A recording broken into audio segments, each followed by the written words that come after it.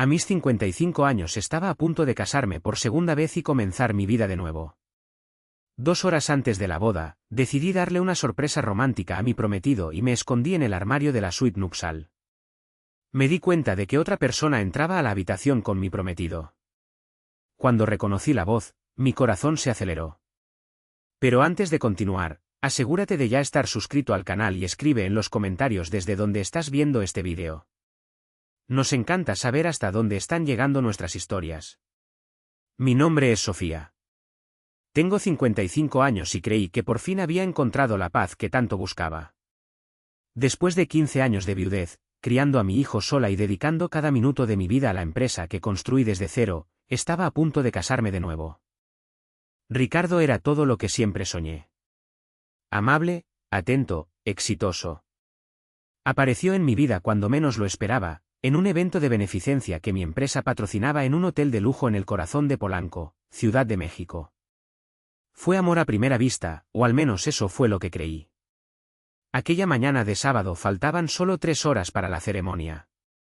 Yo estaba en el salón de belleza que habían instalado especialmente para mí en el Hotel 5 Estrellas, donde se llevaría a cabo la boda. Mi vestido colgaba allí, un elegante modelo en tono champaña que elegí con tanto esmero. Nada de blanco, nada de velos extravagantes.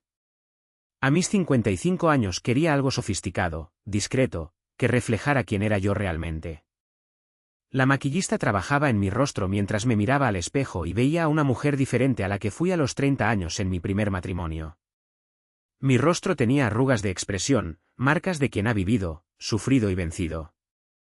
Mi cabello, antes totalmente castaño, ahora tenía canas que me empeñaba en mantener. No me avergonzaba de mi edad, al contrario, cada año vivido era una conquista. Mi hijo Héctor estaba abajo recibiendo a los invitados junto con Ricardo. Héctor tenía 32 años y siempre fue el centro de mi vida. Después de que perdí a mi primer esposo en un accidente automovilístico, me dediqué por completo a criar a mi hijo y a manejar mi negocio. La empresa de importación que fundé creció más allá de mis expectativas.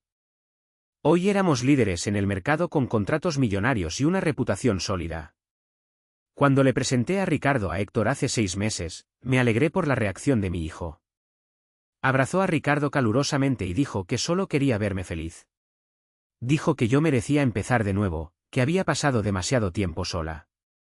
Esas palabras me llenaron de alegría. Ver a mi hijo apoyando mi nueva relación parecía la bendición final que necesitaba para seguir adelante. Ricardo era 10 años menor que yo, tenía 45 años y trabajaba como consultor financiero. Conocía a mucha gente, tenía contactos importantes. Me ayudó a expandir los negocios, me presentó a inversionistas y abrió puertas que yo ni siquiera sabía que existían. Era carismático, siempre bien vestido, con esa sonrisa que iluminaba cualquier ambiente. Mi corazón, que yo creía que había olvidado cómo amar románticamente, volvió a latir con más fuerza. Mientras la maquillista aplicaba el último toque de rubor, una idea surgió en mi cabeza. Quería darle una sorpresa a Ricardo. Quería verlo cuando entrara a la suite nupcial. Observar su rostro antes de revelarme. Sería un momento íntimo, especial, solo nuestro. Tomé mi celular y envié un mensaje a mi asistente pidiéndole la tarjeta extra de la suite donde pasaríamos nuestra primera noche como marido y mujer. Ella respondió rápidamente diciendo que dejaría la tarjeta en la recepción. Sonreí a mi reflejo en el espejo. A mis 55 años todavía podía ser espontánea y romántica. La vida no había terminado solo porque tenía arrugas y canas. Estaba viva, enamorada y a punto de comenzar un nuevo capítulo. Cuando el maquillaje estuvo listo, le di un descanso al equipo por unos minutos, diciendo que necesitaba un momento a solas para recuperarme. Apenas salieron, tomé mi bolso y salí discretamente por la puerta lateral del salón de belleza. El pasillo del hotel estaba tranquilo. La mayoría de los empleados estaban ocupados preparando el salón de fiestas en la planta baja. Tomé el elevador hasta el 10º piso, donde se encontraba la suite presidencial que Ricardo y yo usaríamos. Mi corazón latía acelerado, no por nerviosismo, sino por una alegría genuina. Me sentía como una adolescente haciendo una travesura. Pasé por la recepción del piso, tomé la tarjeta que mi asistente había dejado y caminé por el pasillo silencioso hasta la puerta de la suite 100. Acerqué la tarjeta al sensor y la puerta se abrió con un clic suave. La habitación estaba impecable. La cama tamaño king size cubierta con sábanas blancas inmaculadas, pétalos de rosas rojas esparcidos artísticamente, champaña fría en una cubeta de plata. Todo estaba perfecto, exactamente como lo había planeado. Miré alrededor buscando el lugar ideal para esconderme. Mi vestido era demasiado voluminoso para meterme debajo de la cama. El baño sería demasiado obvio. Mis ojos se detuvieron en el gran armario empotrado cerca de la ventana. Era espacioso, con puertas corredizas que dejaban una pequeña rendija cuando no estaban completamente cerradas. Abrí el armario y vi que estaba vacío, excepto por algunos ganchos y 2 batas de baño blancas colgadas. Había espacio suficiente para acomodarme dentro sin arrugar demasiado mi vestido. Respiré hondo y entré cerrando la puerta corrediza casi por completo, dejando solo una pequeña abertura por la que podía ver la habitación. La luz que entraba por la rendija era suficiente para ver la cama y la puerta de entrada. Yo podía ver, pero difícilmente alguien me vería allí dentro. Me recargué en la pared del fondo del armario y esperé. Mi plan era simple. Cuando Ricardo entrara, yo saldría y lo sorprendería. Imaginé su sonrisa, la sorpresa en sus ojos.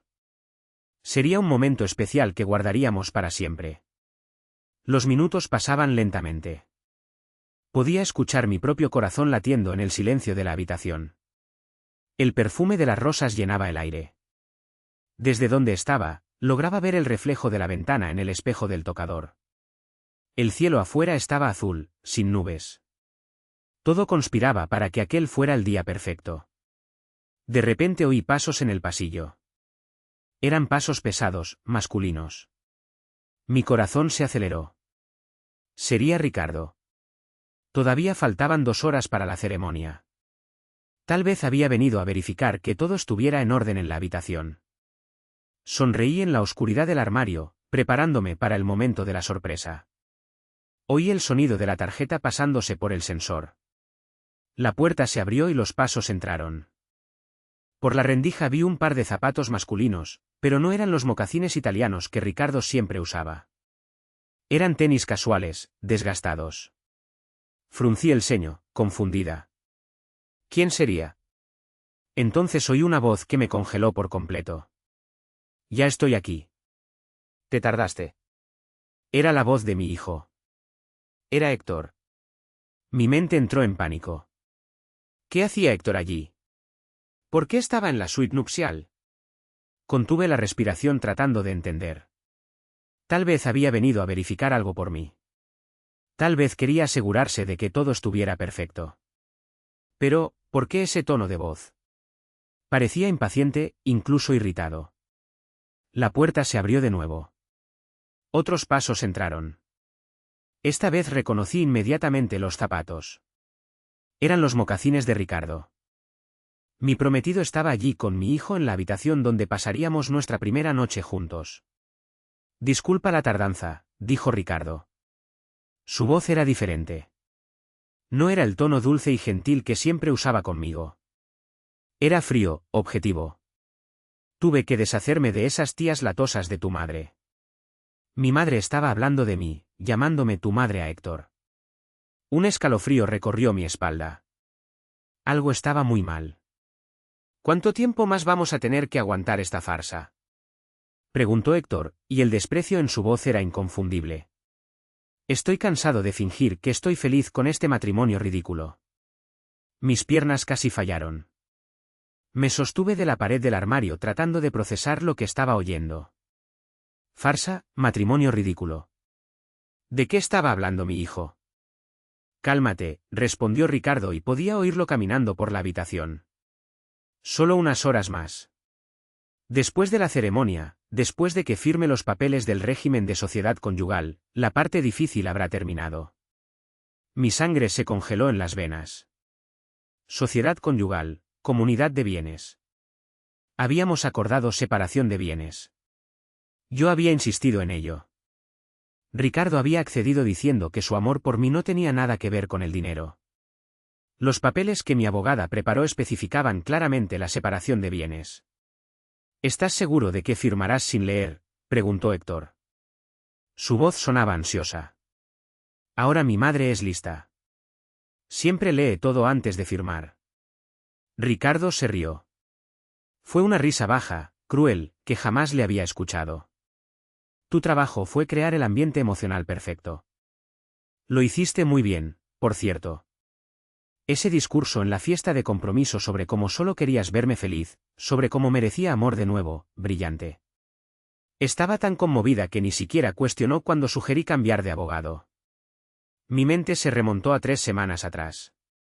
Ricardo había sugerido que usáramos a su abogado para preparar los documentos de la boda, diciendo que el hombre era especialista en derecho familiar y que agilizaría todo.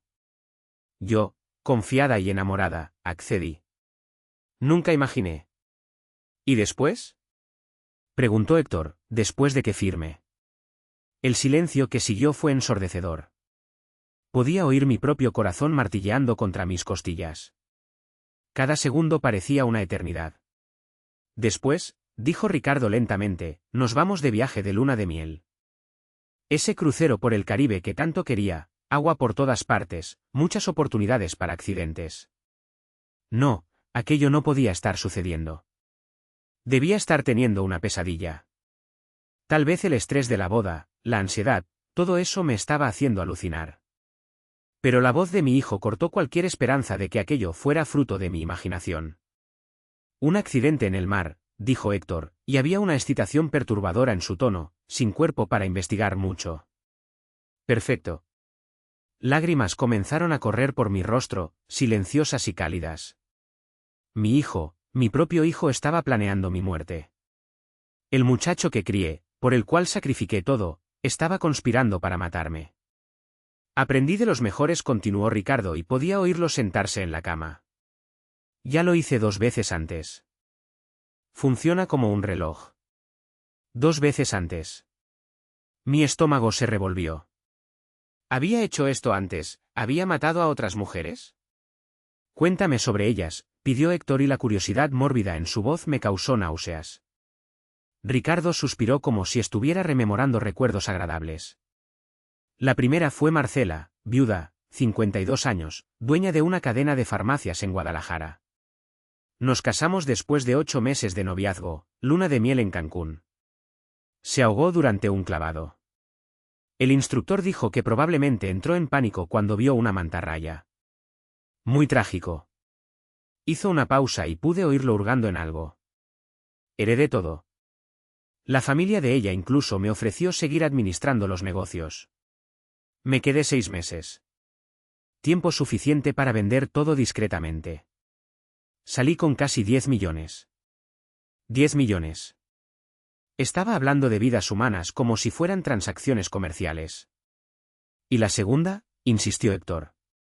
Ah, Beatriz, respondió Ricardo con un falso suspiro nostálgico. Empresaria del ramo de la construcción en Monterrey, 58 años, viuda también. Ella fue un poco más difícil. Muy controladora, muy involucrada en los negocios. Tardé 1 año en ganarme su confianza por completo. ¿Cómo lo hiciste? Isla privada en Grecia, alquiler privado, solo nosotros 2. Se resbaló de las rocas durante una caminata matutina, se golpeó la cabeza y cayó al mar. Encontraron el cuerpo 3 días después. La investigación concluyó que fue accidente. Me quedé destrozado. Lloré en el funeral, toda la actuación. Su familia me abrazó, me consoló. Heredé participación del 40% en la empresa. Vendí todo en menos de 1 año. Yo estaba temblando incontrolablemente dentro del armario. Aquel hombre, aquel monstruo que había dejado entrar en mi vida, en mi cama, en mis negocios, era un asesino en serie. Y mi hijo lo sabía. Peor, mi hijo estaba ayudando y mi madre va a ser la tercera, dijo Héctor. Y no había emoción alguna en su voz. Era como si estuviera hablando del clima. La mejor de todas, confirmó Ricardo. Tu imperio de importación vale mucho más que los negocios de las otras 2 juntas. Estamos hablando de por lo menos 50 millones en activos líquidos, sin contar las propiedades e inversiones. Contigo como único heredero y yo como viudo con derecho a la mitad de todo por la sociedad conyugal, vamos a dividir una fortuna. 50 millones. Era más o menos eso. Yo había construido todo desde cero, trabajado 16 horas al día durante años y ahora descubría que mi propio hijo veía todo ese esfuerzo solo como dinero esperando ser robado. ¿Cuándo vas a transferir mi parte?, preguntó Héctor. Paciencia, respondió Ricardo. Primero dejamos pasar el luto adecuado, 6 meses, tal vez un año. Luego yo empiezo a vender los activos discretamente. Recibirás tu mitad según lo acordado. 25 millones.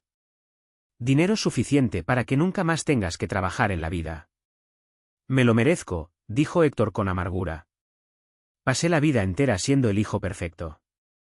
Estudié lo que ella quiso. Trabajé en la empresa como un esclavo. Fingí interés por ese negocio aburrido de importación. Todo para asegurar que cuando muriera yo heredara todo. Cada palabra era una puñalada en mi corazón. Yo había dado todo por ese muchacho. Pagué las mejores escuelas, la mejor universidad. Le di un cargo importante en la empresa, incluso cuando demostraba poco interés. Creí que solo necesitaba tiempo para madurar, que eventualmente se enamoraría del negocio como yo. Tú hiciste la parte más difícil, dijo Ricardo. Presentarme con ella, construir la confianza, hacer que me viera como el yerno perfecto. Tu trabajo fue esencial. Yerno perfecto. Las piezas comenzaron a encajar en mi mente. Había sido Héctor quien sugirió que fuera aquel evento de beneficencia donde conocí a Ricardo. Héctor, quien insistió en que Ricardo era un buen hombre, que yo debería darle una oportunidad al amor. Héctor, quien ayudó a planear nuestra primera cita, que siempre estaba allí incentivando la relación.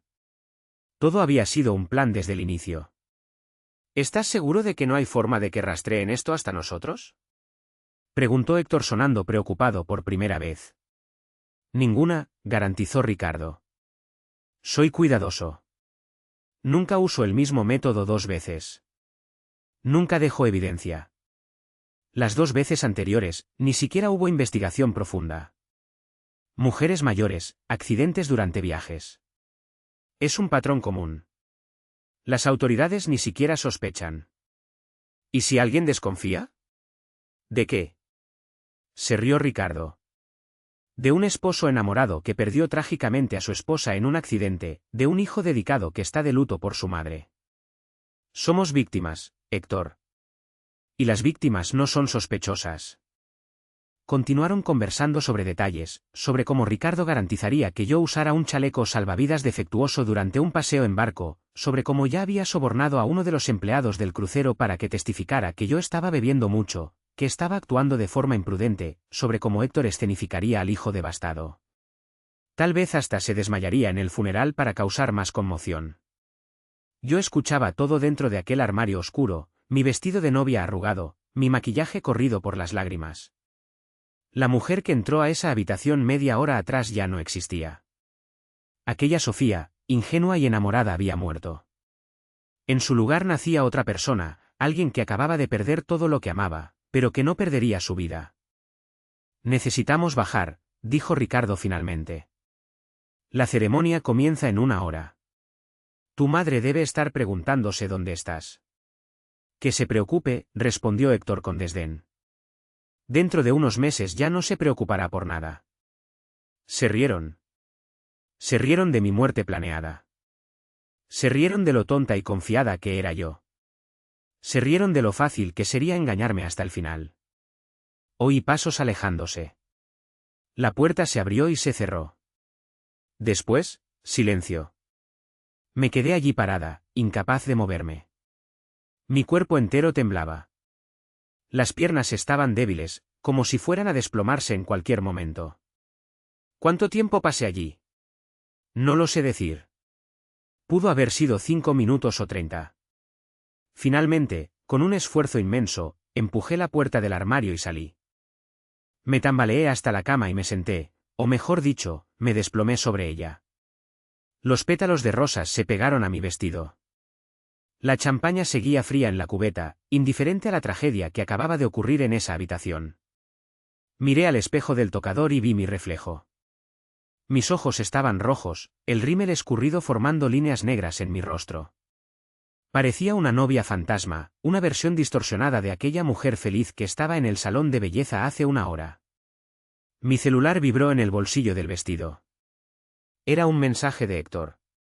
Mamá, ¿dónde estás? Te estamos buscando. La ceremonia comienza en 45 minutos, seguido de otro de Ricardo. Mi amor, estoy ansioso por verte en el altar. Te amo. Te amo. Aquellas palabras que antes me llenaban de alegría, ahora me causaban repulsión física. Tenía que salir de allí, tenía que pensar, ¿pero hacer qué? Si simplemente cancelaba la boda, sabrían que descubrí algo. Ricardo podría desaparecer. Y yo no tendría pruebas de lo que oí. Lo había hecho antes, 2 veces y salido impune. Era experimentado, cuidadoso. Y Héctor, mi hijo. ¿Cómo probaría que mi propio hijo estaba tratando de matarme? ¿Quién me creería?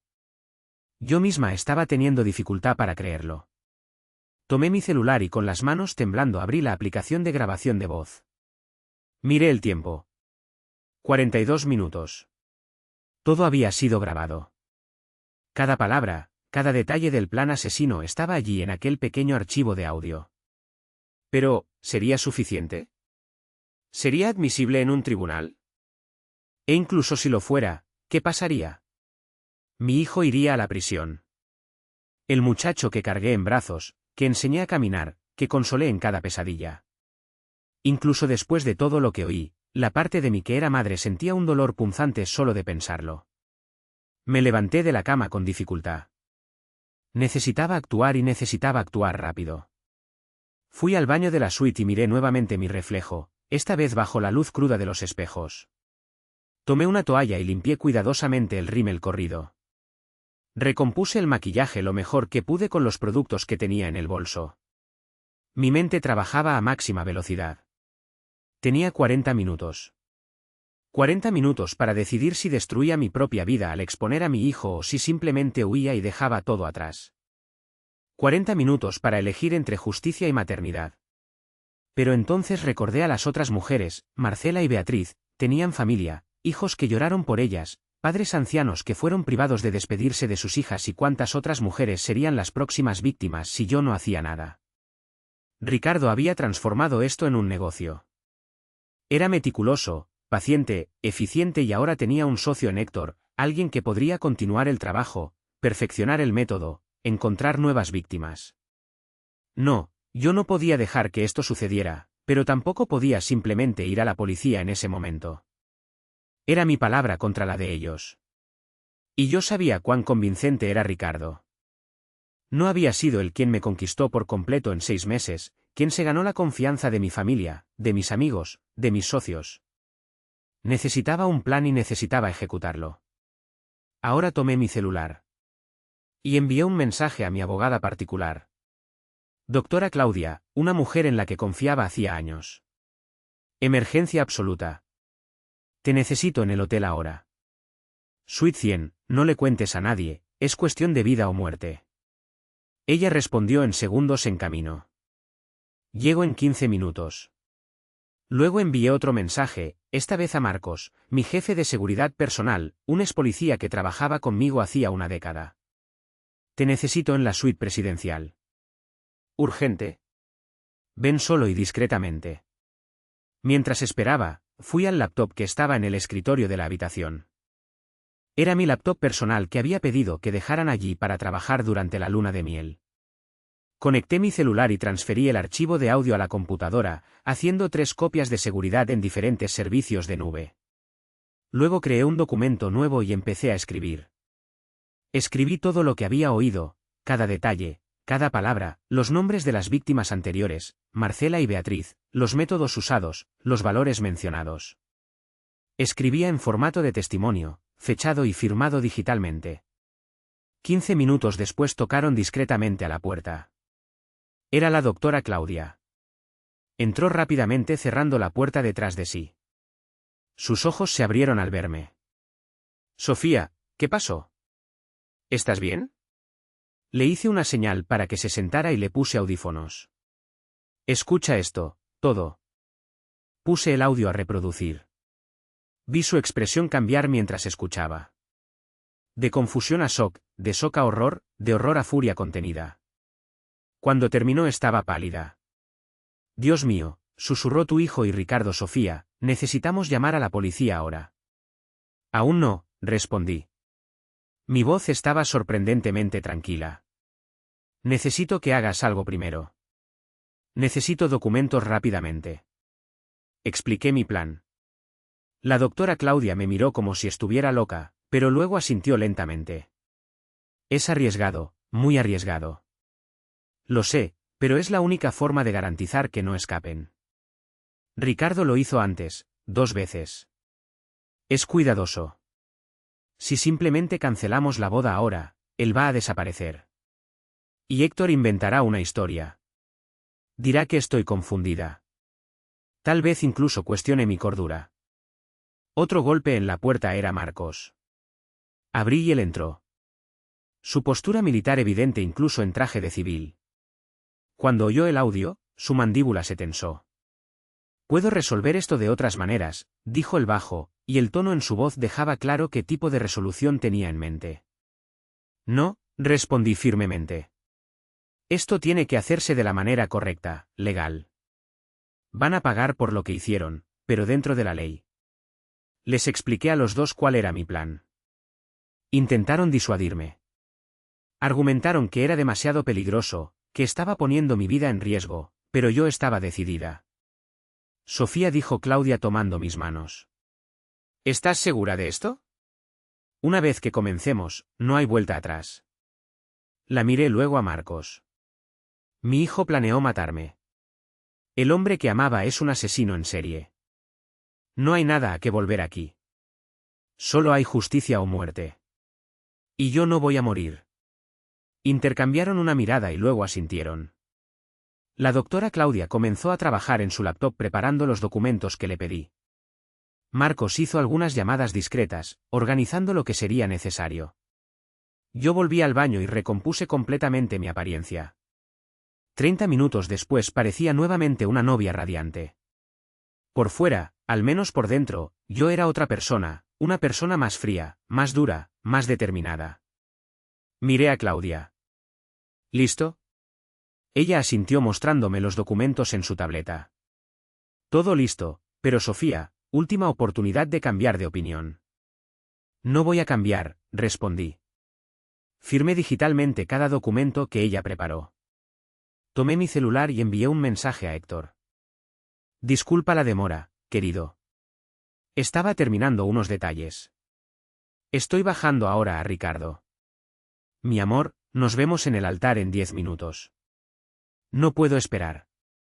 Marcos me escoltó discretamente hasta el elevador de servicio. Claudia siguió por otro camino, llevando su laptop y una copia de todo. Yo le había instruido exactamente qué hacer y cuándo hacerlo. Cuando llegué al salón donde sería la ceremonia, la música ya estaba tocando. Mis invitados estaban todos sentados, bellamente vestidos, sonriendo con expectativa. Héctor estaba al lado de Ricardo, cerca del altar improvisado. Mi hijo me vio y sonrió. Fue una sonrisa cálida, perfecta. Era bueno en eso. Siempre lo fue.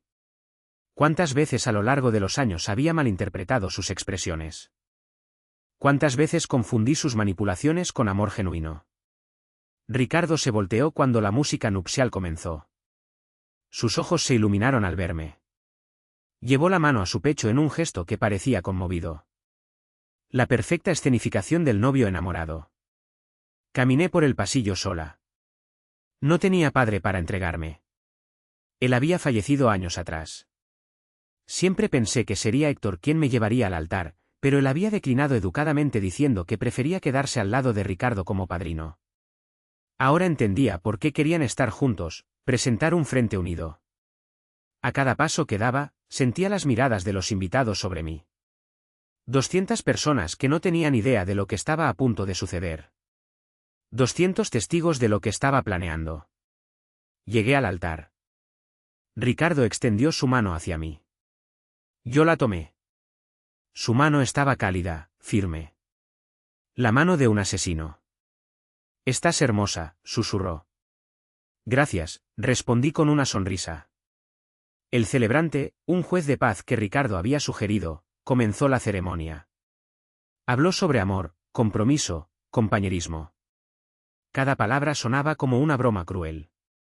Miré a Héctor al lado de Ricardo. Mi hijo me observaba con una expresión que ahora reconocía. No era amor, era cálculo. Estaba evaluando si yo sospechaba de algo, si había alguna señal de que yo sabía. Le sonreí. Una sonrisa de madre orgullosa. Vi alivio pasar por sus ojos. Llegamos ahora al intercambio de votos, anunció el celebrante. Ricardo, ¿aceptas a Sofía como tu legítima esposa? Acepto, dijo Ricardo, su voz clara y firme. Sofía, ¿aceptas a Ricardo como tu legítimo esposo? Este era el momento que cambiaría todo. Miré a Ricardo, luego a Héctor, luego a todos los rostros expectantes a mi alrededor. Tengo algo que decir primero, hablé en voz alta y clara. Un murmullo recorrió la audiencia. Ricardo frunció el ceño levemente, confundido, pero aún manteniendo la sonrisa. Sofía dijo él en voz baja. Está todo bien, está todo perfecto. Respondí. Entonces me volteé hacia los invitados. Todos ustedes vinieron aquí hoy pensando que asistirían a una boda y van a asistir, pero no la boda que imaginaban. El silencio en el salón era absoluto. Se podía oír la respiración de la gente. Ricardo intentó sujetar mi mano, pero me aparté. Sofía, estás nerviosa, dijo tratando de parecer preocupado. Vamos a hacer una pausa. ¿Puedes? No estoy nerviosa, corté. Estoy perfectamente lúcida, tal vez más lúcida de lo que he estado en los últimos meses. Héctor dio un paso adelante. Mamá, ¿qué está pasando? ¿Te sientes mal? No me llames madre, dije. Y mi voz salió más fría de lo que pretendía. Vi cómo retrocedía como si hubiera recibido una bofetada. Me volteé nuevamente hacia los invitados. Hoy, hace aproximadamente una hora, yo estaba en la suite nupcial, escondida en el armario. Quería darle una sorpresa romántica a mi futuro esposo. Ricardo palideció. Entendió inmediatamente a dónde iba a parar esto. Pero quien apareció en la habitación no fue solo Ricardo, fue mi hijo también. Y ellos no sabían que yo estaba allí, así que conversaron libremente. Mamá, no sé de qué estás hablando, comenzó Héctor, pero había pánico en sus ojos. Y yo lo oí todo. Continué, mi voz aumentando. Los oí a ustedes planeando mi asesinato. Los oí riendo sobre lo fácil que sería engañarme. Oí sobre las otras dos mujeres que Ricardo mató antes. El salón estalló en exclamaciones de shock. Personas se levantaron, comenzaron a hablar al mismo tiempo. Ricardo intentó agarrarme, pero Marcos apareció de la nada, interponiéndose entre nosotros. Esto es una locura. Gritó Ricardo a los invitados. Está teniendo una crisis. Necesita ayuda. Estoy teniendo una crisis. Repetí. Qué interesante. Es la misma táctica que usarías si hubiera sobrevivido al accidente que estabas planeando. No es así, cuestionar mi sanidad mental. Tomé mi celular del ramo de flores que una de las damas de honor sostenía. Lo conecté al sistema de sonido del salón. Todos ustedes van a escuchar exactamente lo que yo oí. Apreté play. La voz de Héctor llenó el salón. Ya estoy aquí. Te tardaste. Seguida de la de Ricardo. Disculpa la tardanza. Tuve que deshacerme de esas tías latosas de tu madre. Vi el rostro de Ricardo cambiar de color. De pálido a rojo, de rojo a gris. Héctor intentó correr, pero Marcos lo sujetó por el brazo. El audio continuó reproduciéndose. Cada palabra, cada detalle del plan. Los invitados escuchaban en shock absoluto. Algunas mujeres comenzaron a llorar. Hombres apretaron los puños. Cuando el audio mencionó a las víctimas anteriores, Marcela y Beatriz, vi a dos mujeres en la audiencia levantarse abruptamente. No las conocía. Debían ser invitadas de Ricardo. Marcela era mi hermana, gritó una de ellas, lágrimas corriendo por su rostro. Murió hace 3 años. Dijeron que fue un accidente. La otra mujer estaba temblando. Beatriz era mi socia. Se casó con un hombre llamado Roberto Andrade, pero ese hombre señaló a mi prometido. Se parece exactamente a él, solo que con barba y cabello diferente. Ricardo intentó salir, pero Marcos y otros 3 guardias que yo había instruido discretamente antes ya bloqueaban las salidas. «No entienden», gritó Ricardo. «Esa grabación es falsa. Fue manipulada. Sofía está obsesionada. Ella obsesionada». Me reí sin humor. «Tienes razón en una cosa. Yo estaba obsesionada. Obsesionada con creer que había encontrado el amor de nuevo. Obsesionada con confiar en mi propio hijo». Miré a Héctor. Se había desplomado en una silla, el rostro entre las manos. Parte de mí, la parte que aún era madre, quería correr hacia él, abrazarlo, preguntar por qué. Pero la parte que lo había oído reír sobre mi muerte planeada se mantuvo firme. «Héctor», hablé alto. «Mírame». Él levantó el rostro. Había lágrimas allí, pero no podía decir si eran genuinas o solo una manipulación más. «¿Por qué?», pregunté. «Eres mi hijo. Te di todo». «¿Por qué?». Se quedó en silencio por un largo momento.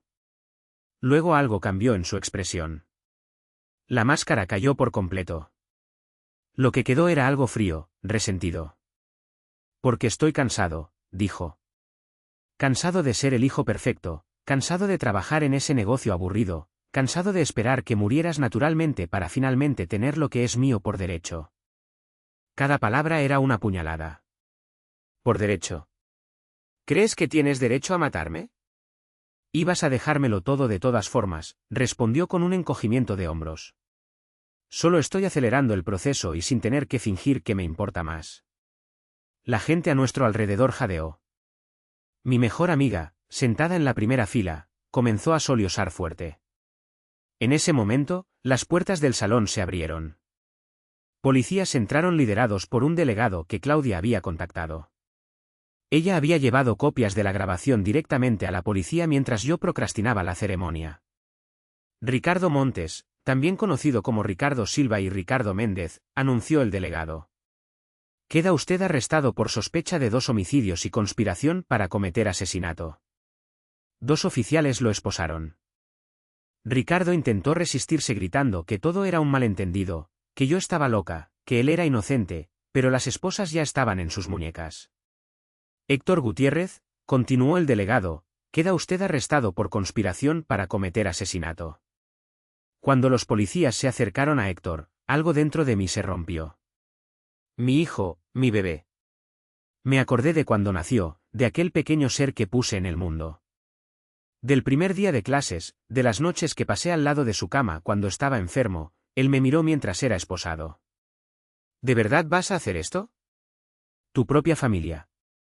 Dejaste de ser mi familia cuando planeaste matarme». Respondí, pero mi voz se quebró al final. Fueron llevados.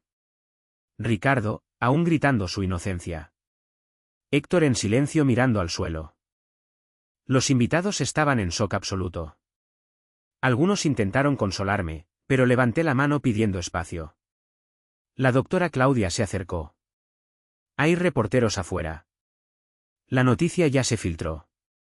Necesitas prepararte». Asentí. «Déjalos entrar. Voy a dar una declaración». «Sofía, ¿estás segura? No tienes que hacer esto ahora.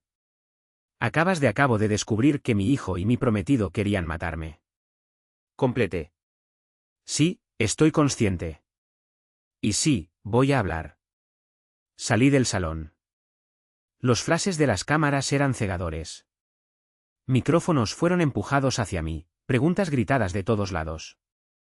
Levanté la mano y el tumulto disminuyó. «Mi nombre es Sofía Gutiérrez». Comencé. Hoy debía ser el día más feliz de mi vida. En su lugar, descubrí que las 2 personas en quienes más confiaba planeaban asesinarme por dinero. Hice una pausa dejando que eso se asimilara. Pero no voy a ser una víctima. No voy a ser un nombre más en una lista de mujeres que fueron manipuladas y asesinadas. Voy a usar cada recurso que tengo, cada contacto, cada centavo para garantizar que se haga justicia. Un reportero gritó. «Señora Gutiérrez, ¿Cómo se siente con respecto a su hijo? Respiré hondo. Estoy destrozada. Como madre estoy completamente destrozada, pero como mujer, como ser humano, estoy furiosa y la furia va a superar al dolor, al menos por tiempo suficiente para hacer lo que tiene que ser hecho. Otro reportero. Va a demandar. Voy a hacer más que demandar. Interrumpí. Voy a asegurarme de que cada víctima de Ricardo sea reconocida. Marcela y Beatriz no van a ser olvidadas como simples accidentes y voy a usar mi historia como alerta. Mujeres, especialmente mujeres mayores, son vistas como blancos fáciles. Bueno, yo no soy fácil y no voy a dejar que otras sean tratadas así. Los días que siguieron fueron un torbellino. La historia se esparció como fuego por los medios nacionales. Novia de 55 años expone plan de asesinato en el altar. Estaba en todos los titulares. Programas de televisión me buscaban. Podcasts de True Crime querían entrevistas. Periodistas acampaban en la puerta de mi casa en Las Lomas. Di algunas entrevistas cuidadosamente seleccionadas. Cada vez que contaba la historia se volvía más fácil. No el dolor, sino la narrativa. Yo estaba transformando mi trauma en algo útil, en un mensaje. La investigación policial avanzó rápidamente. Con la grabación que proporcioné y el testimonio de las familias de Marcela y Beatriz consiguieron una orden de registro completa para la casa de Ricardo. Lo que encontraron allí fue aterrador. Había una computadora con archivos detallados sobre no 2, sino 5 mujeres. Marcela y Beatriz eran las que él había mencionado, pero había 3 otras en ciudades diferentes, todas muertas en accidentes en los últimos 10 años. Cada una dejó a Ricardo como beneficiario de seguros de vida cuantios o heredero de propiedades. También había una carpeta sobre mí. Contenía todo, mis horarios, mis rutas habituales, detalles sobre mi salud, mis medicamentos, mis preferencias. Él había estudiado cada aspecto de mi vida con la meticulosidad de un depredador estudiando a su presa. Y lo más perturbador, había anotaciones sobre otras mujeres, potenciales víctimas futuras, todas viudas exitosas, todas en el rango de los 50 a 60 años, todas con patrimonios significativos. La fiscalía me llamó. Tenían evidencia suficiente para acusar a Ricardo por 5 homicidios, no solo 2. Con mi grabación y el testimonio que yo daría tenían un caso sólido. Pero había un problema. Héctor, técnicamente, explicó la fiscal, una mujer rigurosa llamada licenciada Susana. Tu hijo puede alegar que fue coaccionado, que tenía miedo de Ricardo, que solo estaba cooperando para salvar su propia vida. Pero la grabación, protesté. Él estaba claramente participando voluntariamente. Estaba emocionado con eso. Lo sé y vamos a usar eso. Pero un buen abogado defensor puede crear duda razonable. Es joven. Puede decir que fue manipulado por un hombre mayor y experimentado. La idea de que Héctor escapara de la plena punición me enfureció. ¿Qué necesitas de mí?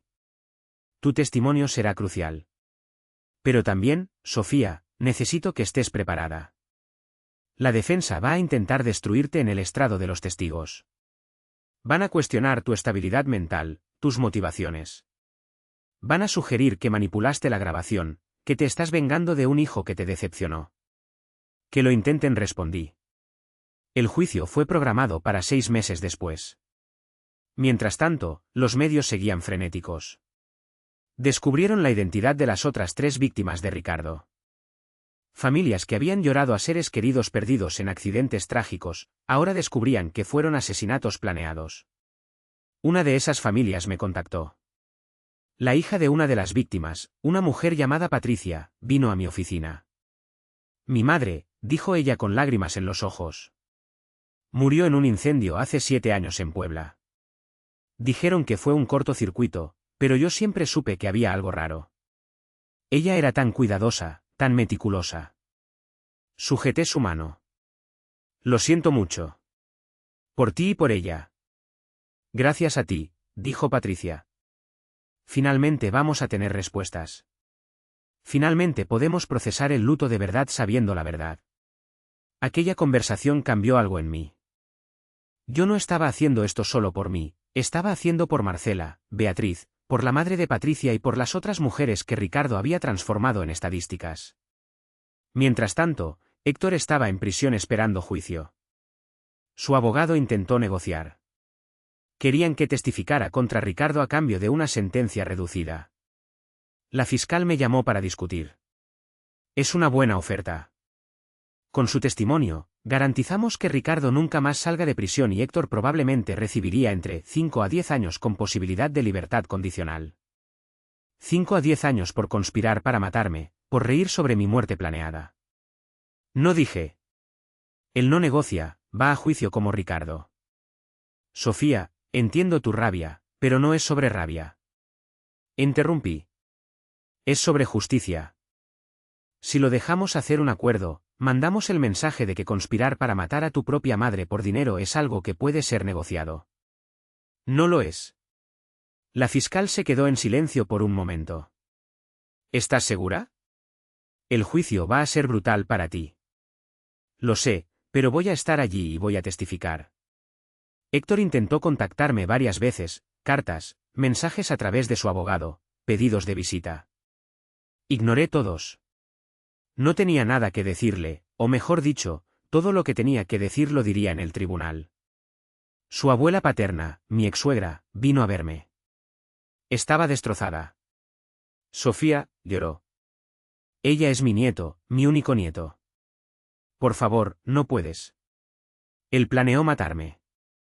Dije gentilmente, pero firmemente. Él se rió de eso. Si oyeras la grabación. La oí, admitió ella secándose las lágrimas. La policía me la mostró, pero es un niño.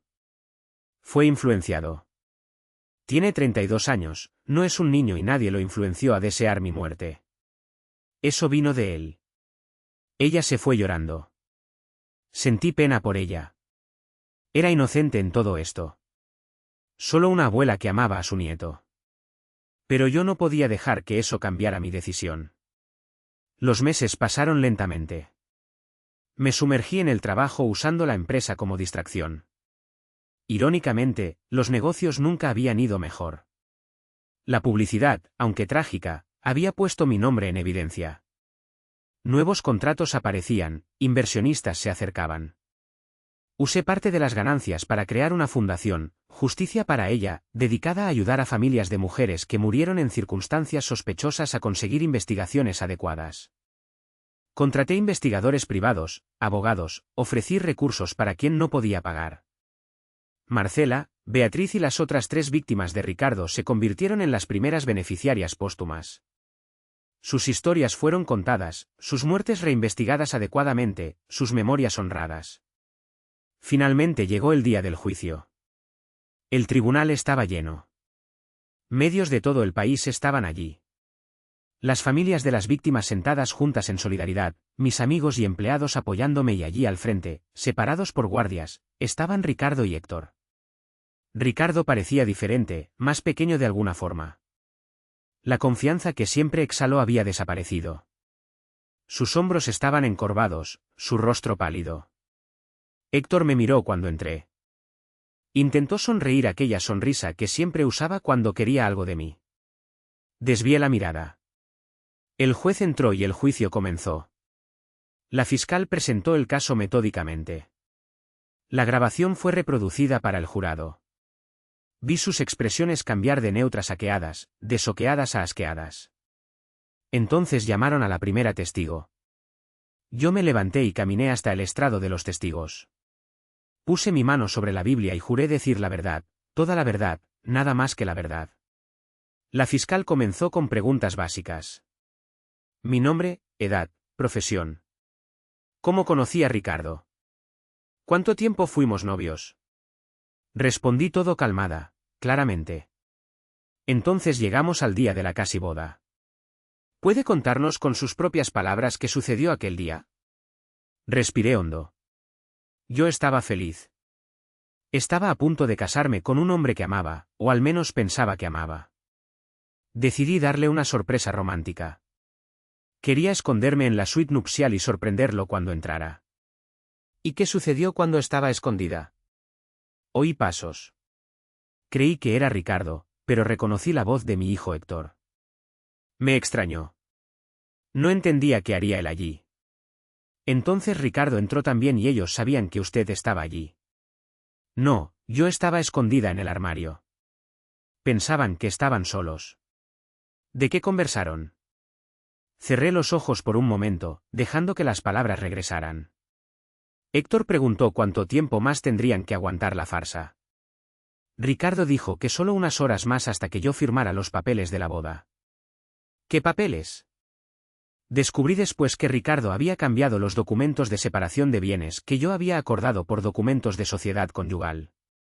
Él planeaba que yo firmara sin leer durante la ceremonia estando conmovida. La fiscal asintió y luego comenzaron a hablar sobre matarme. Mi voz falló un poco. Sobre un accidente durante la luna de miel. Ricardo mencionó que lo había hecho antes con otras mujeres, Marcela y Beatriz. ¿Cómo se sintió oyendo eso? Como si mi mundo se estuviera desmoronando, admití. El hombre que amaba estaba planeando matarme. Y peor, mucho peor, era que mi hijo estaba ayudando. Mi propio hijo, que crié, que amé, estaba participando activamente del plan. Lágrimas comenzaron a escurrir, pero no las limpié. Dejé que el jurado viera mi dolor. ¿Y qué dijo Héctor durante esa conversación? Él dijo que estaba cansado de fingir ser el hijo perfecto, que quería el dinero que sería de él de todas formas. Preguntó cuándo recibiría su parte de los 50 millones. Oí murmullos en el tribunal. El juez golpeó el martillo pidiendo silencio. 50 millones se refiere a mi patrimonio, el valor aproximado de todo lo que construí durante mi vida. Estaban dividiendo mi dinero antes incluso de matarme. La fiscal me hizo repetir partes específicas de la conversación. Cada palabra que hablé era confirmada por la grabación que tenían como evidencia. Entonces llegó la hora de la defensa de interrogarme. El abogado de Ricardo se levantó. Era un hombre de mediana edad, traje caro, expresión condescendiente. Señora Gutiérrez, comenzó él, ¿no le parece demasiado conveniente que haya grabado esa conversación entera? Yo no planeé grabar, respondí. Mi celular estaba en el bolsillo del vestido con la aplicación de grabación abierta porque la había usado para grabar algunos mensajes para Ricardo más temprano.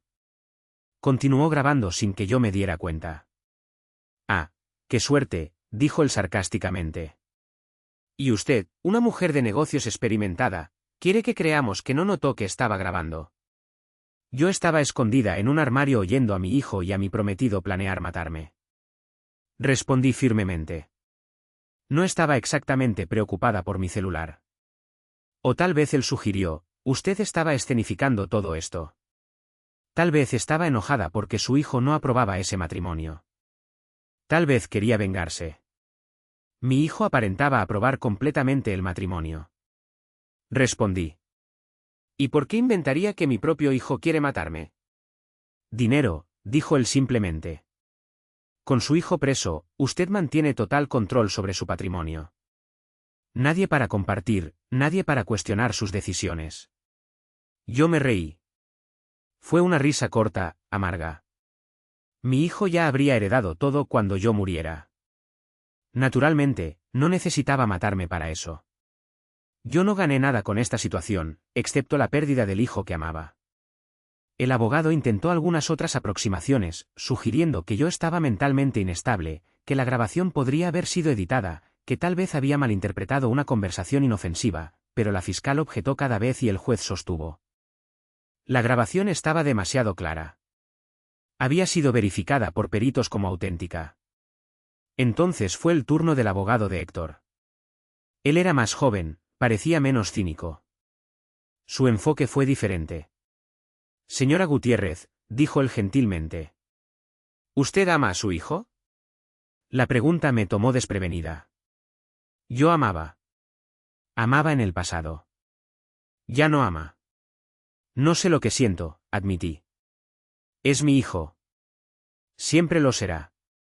Pero él planeó matarme. ¿Cómo reconcilio esas dos cosas? Exactamente, dijo el abogado, como un hijo planea matar a su propia madre, no sería necesaria algún tipo de coerción, manipulación, objeción, dijo la fiscal, especulación. Reformuló, dijo el abogado. Señora Gutiérrez, en la grabación, ¿quién inició la conversación sobre asesinato? ¿Quién sacó el tema a colación primero? Pensé de nuevo, Ricardo. ¿Y Ricardo es cuántos años mayor que Héctor? 13 años. Más experimentado, más manipulador. Usted misma fue engañada por él, ¿no es así? Fue. Admití renuentemente. Entonces, ¿no es posible que Héctor, un joven de 32 años, también haya sido manipulado, que Ricardo haya plantado esas ideas en su cabeza? No, respondí firmemente. Porque en la grabación Héctor no suena coaccionado, suena emocionado. ¿Se rió? Preguntó cuando recibiría el dinero. Esas no son acciones de alguien siendo forzado. Pero es su hijo, insistió el abogado. Ciertamente debe haber dejado de ser mi hijo cuando accedió a mi asesinato. Dije, y mi voz resonó por el tribunal. Le habría dado todo, literalmente todo. Solo necesitaba esperar, pero no. Él lo quería ahora y estaba dispuesto a matarme para conseguirlo. Vi a Héctor bajar la cabeza. El interrogatorio continuó por horas. Me hicieron repetir la historia varias veces, buscando inconsistencias. No las encontraron porque no las había. Yo estaba diciendo la verdad. Cuando finalmente me liberaron del estrado de los testigos, estaba exhausta, pero había más testigos. Las familias de Marcela y Beatriz testificaron sobre las circunstancias sospechosas de las muertes. Peritos hablaron sobre los métodos usados, sobre cómo los accidentes fueron cuidadosamente planeados y entonces la fiscalía trajo a su testigo sorpresa. Era una mujer que yo nunca había visto. Tenía cerca de 50 años, bonita, bien vestida. Cuando fue llamada al estrado, Ricardo se puso blanco. Por favor, declare su nombre para el tribunal, pidió la fiscal. Mi nombre es Daniela Campos, dijo la mujer, yo sería la próxima víctima de Ricardo. El tribunal explotó. El juez tuvo que golpear el martillo varias veces para restaurar el orden. Daniela contó su historia. Cómo conoció a Ricardo en un club de golf 6 meses antes de que él me conociera, cómo él fue encantador, atento, perfecto, cómo le pidió matrimonio y ella aceptó. Pero entonces, dijo ella, encontré algunos documentos en su casa sobre otras mujeres y comencé a desconfiar. ¿Qué hizo? Contraté a un investigador privado. Descubrió que Ricardo tenía varios nombres, varias identidades. Cuando confronté a Ricardo, él desapareció. Simplemente se esfumó. Nunca más lo vi hasta ver su foto en los periódicos, arrestado por el asesinato de varias mujeres. El testimonio de Daniela fue devastador para la defensa. Ella tenía documentos, correos electrónicos, todo comprobando que Ricardo había intentado el mismo esquema con ella. Había escapado solo por ser lo suficientemente desconfiada para investigar. La defensa intentó desacreditarla, sugiriendo que estaba buscando sus 15 minutos de fama, pero ella tenía evidencias demasiado sólidas. Entonces fue el turno de Ricardo y Héctor de testificar. Ricardo subió al estrado primero. Intentó parecer calmado, sereno, pero se podía ver el sudor en su frente. Su abogado lo guió a través de una narrativa cuidadosamente construida. Ricardo alegó que todo fue un malentendido, que la conversación que oí fue sacada de contexto, que él y Héctor solo estaban bromeando sobre escenarios absurdos, no planeando realmente nada. Bromeando, repitió la fiscal cuando llegó su turno de interrogar. Usted estaba bromeando sobre matar a Sofía Gutiérrez. Era un tipo de humor negro, dijo Ricardo. Nosotros, Héctor y yo, desarrollamos ese tipo de amistad. Hacíamos bromas, sobre todo. Bromas, repitió la fiscal. Y las otras mujeres, Marcela, Beatriz, las otras 3, ellas también fueron bromas. Yo no maté a nadie, dijo Ricardo firmemente. Esas fueron todas tragedias reales, accidentes reales. Están intentando transformarme en algún tipo de serial killer cuando soy solo un hombre con mala suerte que perdió a personas que amaba. Mala suerte, murmuró la fiscal. Señor Montes, o debería llamarle Silva o Méndez, ¿cuántos nombres falsos ha usado? Cambié mi nombre legalmente algunas veces, admitió él, por razones personales. Razones personales como huir de investigaciones. Objeción sostenida. Reformule fiscal. Ella cambió de táctica. Señor, en la grabación usted menciona valores específicos, 50M0000. Usted menciona dividir el patrimonio de Sofía. ¿Cómo explica eso si era solo una broma? Estábamos especulando sobre hipotéticamente, si algo le sucediera a Sofía. Conveniente, ¿y usted especula sobre la muerte de sus prometidas? Las preguntas continuaron incisivas, implacables. Ricardo intentó mantener su historia, pero la fiscal lo desmontó pieza por pieza. Cada respuesta suya creaba más contradicciones. Finalmente salió del estrado pareciendo derrotado. Entonces fue el turno de Héctor. Mi hijo subió al estrado lentamente. Parecía mucho más joven que sus 32 años, casi frágil. Yo sabía que era estrategia de su abogado, pero aún así sentí algo apretar en mi pecho. Su abogado lo guió gentilmente. Héctor alegó que fue manipulado por Ricardo, que tenía miedo, que Ricardo lo amenazó. Dijo que si no cooperaba, él mismo sería asesinado. Pero en la grabación, dijo la fiscal cuando su turno llegó, usted no suena con miedo, suena emocionado. Yo estaba intentando parecer cooperativo, dijo Héctor, para que Ricardo no sospechara que yo podría denunciarlo. Entonces, ¿usted planeaba denunciarlo? Sí, eventualmente. Pero no lo hizo. Ni siquiera avisó a su madre sobre el peligro. Tenía miedo, repitió Héctor. Ricardo es peligroso, pero no tan peligroso como para impedirle preguntar cuándo recibiría sus 25 millones. ¿Cierto? Héctor parpadeó. Yo solo estaba siguiendo su juego. La fiscal sacó un documento. Señor Gutiérrez, usted abrió una cuenta offshore 3 semanas antes de la boda planeada. ¿Para qué?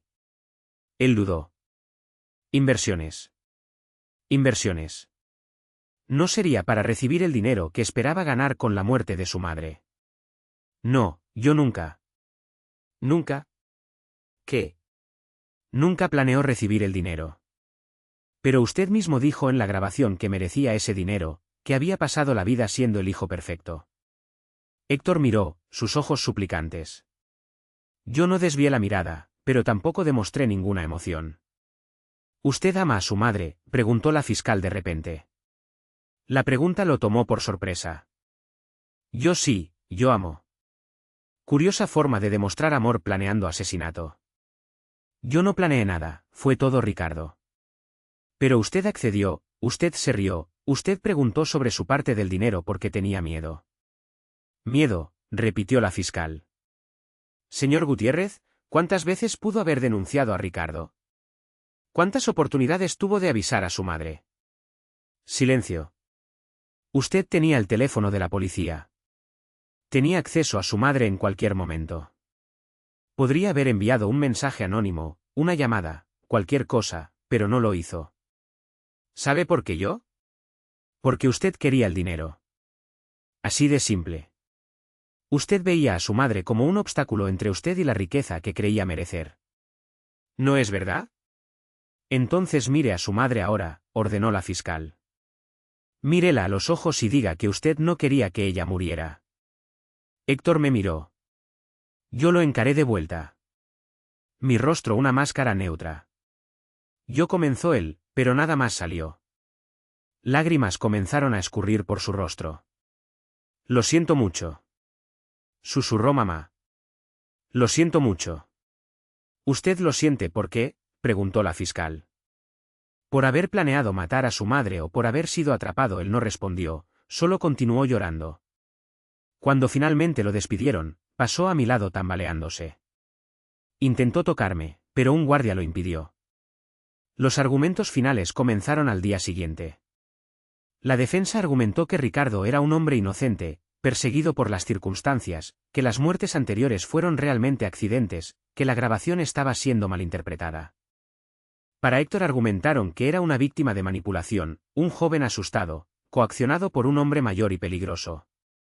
La fiscalía pintó un cuadro diferente de un depredador calculista y experimentado que transformó el asesinato en un negocio lucrativo y de un hijo codicioso dispuesto a matar a su propia madre por dinero. Sofía Gutiérrez, dijo la fiscal en su argumento final, es una sobreviviente. Pudo haber muerto en el mar otra víctima trágica de un accidente. Pero por pura suerte, Por haber decidido hacer una sorpresa romántica, ella oyó la verdad y fue lo suficientemente valiente para no solo salvar su propia vida, sino para traer justicia para Marcela, Beatriz y todas las otras. Señaló a Ricardo y Héctor. Estos hombres veían a mujeres exitosas no como personas, sino como fuentes de ingresos, como blancos. Planearon meticulosamente, ejecutaron fríamente y habrían continuado si Sofía no los hubiera expuesto. El jurado salió a deliberar. Fueron 3 días de espera, 3 días donde apenas pude comer o dormir. Pasaba las noches reviviendo cada momento, cada palabra de la grabación, cada mirada de Héctor durante el juicio. Finalmente vino el veredicto. El tribunal estaba lleno nuevamente. Me senté en la primera fila, la doctora Claudia de un lado, Marcos del otro. En el caso del Estado contra Ricardo Montes, comenzó el presidente del jurado. Por el crimen de asesinato en primer grado de Marcela Santos, encontramos al acusado culpable. Oí gritos ahogados detrás de mí, la hermana de Marcela llorando. El presidente continuó. Culpable de asesinato en primer grado de Beatriz Lima, culpable de 3 otras acusaciones de homicidio. Culpable de conspiración para cometer asesinato contra mí. Ricardo permaneció inmóvil mientras cada veredicto era leído. En el caso del Estado contra Héctor Gutiérrez, continuó el presidente, por el crimen de conspiración para cometer asesinato, encontramos al acusado culpable. Sentí algo romperse dentro de mí. Incluso esperando, incluso queriendo justicia, oír a mi hijo ser declarado culpable fue como recibir un disparo en el pecho. Héctor se desplomó en la mesa sollando. Su abogado intentó consolarlo, pero no había consuelo para aquello. La sentencia llegó 2 semanas después. Ricardo recibió 5 sentencias de prisión vitalicia consecutivas sin posibilidad de libertad condicional. Moriría en prisión. Cuando la sentencia fue leída, él ni siquiera reaccionó, solo miró fijamente al frente como si ya estuviera muerto. Héctor recibió 25 años con posibilidad de libertad condicional después de 15. El juez fue duro en sus palabras. Señor Gutiérrez, dijo él, usted traicionó la confianza más sagrada que existe, la confianza entre madre e hijo. Usted no solo planeó quitarle la vida a la mujer que le dio la vida, sino que lo hizo por pura codicia. Espero que use su tiempo en prisión para reflexionar sobre la magnitud de lo que intentó hacer. Cuando terminó, cuando los guardias se los llevaron, Héctor me miró una última vez. Mamá, dijo él, su voz quebrándose, ¿puedes perdonarme algún día? Lo miré a aquel hombre que un día fue mi bebé. No sé, respondió honestamente. Pregúntame dentro de 15 años. Fue la última vez que hablé con él. Los meses siguientes fueron de reconstrucción. Los medios eventualmente siguieron adelante encontrando nuevas historias. La fundación que creé continuó creciendo, ayudando cada vez a más familias. Las familias de Marcela, Beatriz y las otras víctimas se convirtieron en parte de mi vida. Nos reuníamos periódicamente compartiendo recuerdos de aquellas que perdimos, garantizando que nunca fueran olvidadas. Vendí la empresa. Ya no podía trabajar allí. No, cuando cada rincón me recordaba a Héctor, a cómo yo creía que estábamos construyendo algo juntos. Vendí por un valor justo y usé el dinero para expandir la fundación. Cambié de casa también. Ya no podía vivir en el lugar donde crié a mi hijo, donde cada habitación tenía recuerdos de él. Compré un apartamento más pequeño, más sencillo en Coyoacán. Empecé de nuevo. La terapia ayudó. Fueron meses de sesiones dolorosas, desempacando cada capa de traición, de dolor, de culpa. Sí, culpa. Porque por más que supiera racionalmente que no era mi culpa, parte de mí seguía preguntando, ¿dónde me equivoqué? Cuando mi hijo se transformó en alguien capaz de planear mi asesinato. Usted no se equivocó, mi terapeuta repetía. Algunas personas simplemente toman malas decisiones, decisiones crueles, y eso no es un reflejo de usted como madre. Pero tomó tiempo aceptar eso. 1 año después del juicio, recibí una carta. Era de Héctor. Me quedé mirando el sobre por días antes de tener el coraje de abrirlo. Cuando finalmente abrí, encontré páginas y páginas de su letra, aquella misma letra que vi en tarjetas del Día de las Madres, en notas cariñosas, en dibujos infantiles. Pedía disculpas. Decía que entendía si yo nunca lo perdonaba, que estaba en terapia en prisión intentando entender por qué hizo lo que hizo, que la codicia, el resentimiento, la envidia habían envenenado su corazón poco a poco, año tras año. Yo te veía trabajando tanto, escribió él construyendo ese imperio. Y empecé a sentir como si fuera mío por derecho, como si me debieras aquello. Olvidé que no me debías nada, que todo lo que hiciste fue por amor, no por obligación. Hablaba sobre Ricardo, sobre cómo fue seducido por la idea de riqueza rápida, cómo Ricardo alimentó su resentimiento, validó su codicia, la transformó en un plan concreto. Pero no puedo culpar solo a él, escribió. Fui yo quien eligió escuchar. Fui yo quien accedió. Fui yo quien se rió sobre tu muerte. Y voy a cargar con eso el resto de mi vida. Terminaba diciendo que no esperaba respuesta, que no esperaba perdón, que solo quería que yo supiera que estaba intentando ser una mejor persona.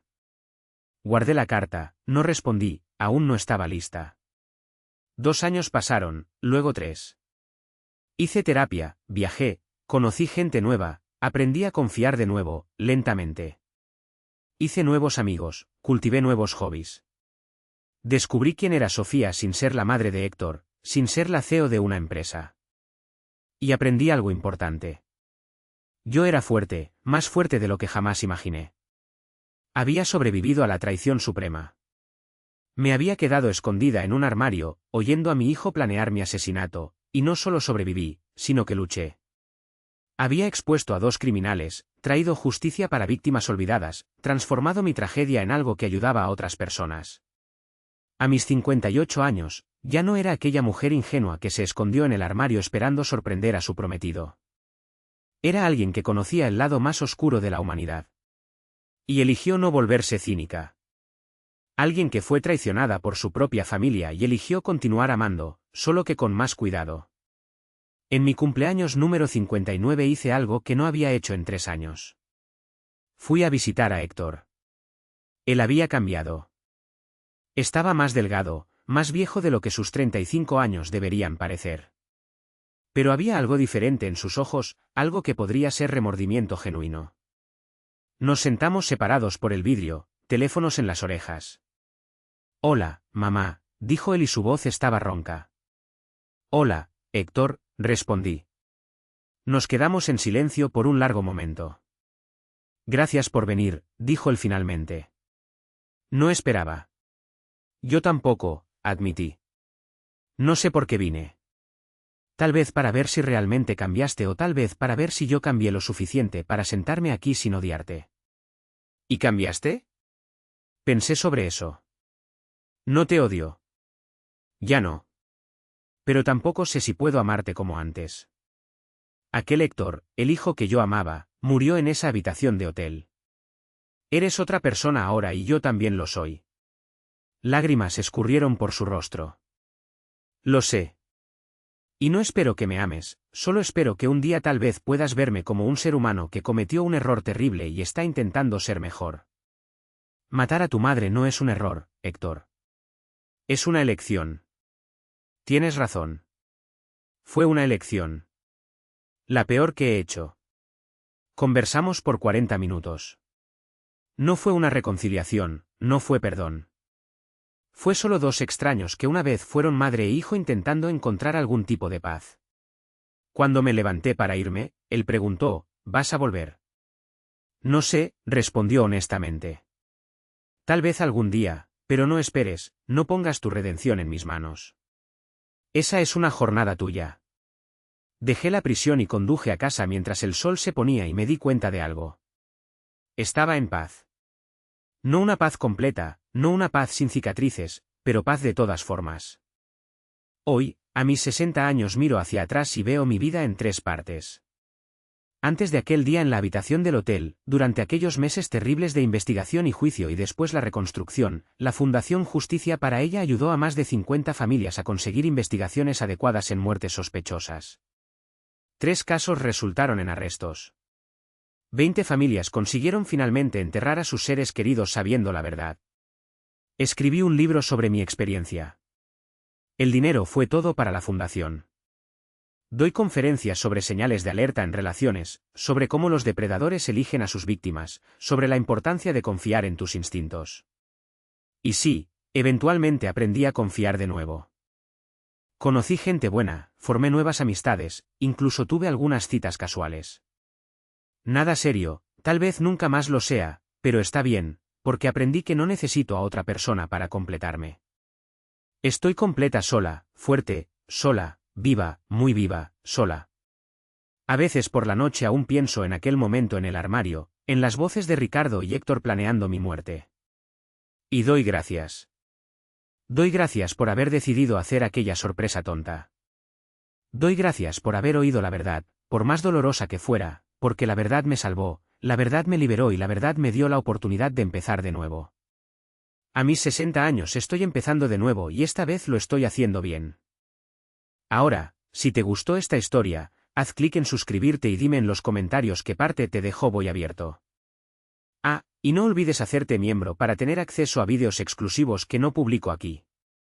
Te espero allí.